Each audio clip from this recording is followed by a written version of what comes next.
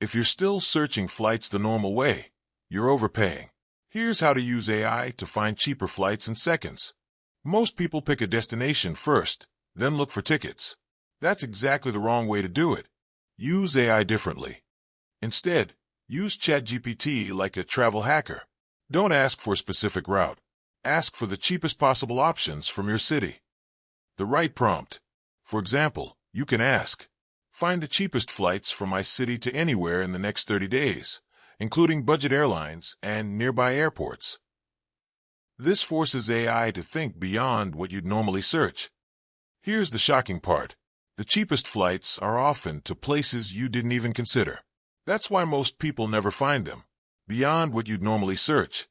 Next, ask AI, is it cheaper to split this trip into 2 separate flights? Sometimes 2 tickets cost less than 1, and most people never check this. Another thing AI does better than humans. It suggests different airports nearby. A short train ride can save you more than the flight itself. Once you get the route, search it on sites like Skyscanner and book the cheapest option. That's how people are finding insanely cheap flights using AI. Here's some example prompts.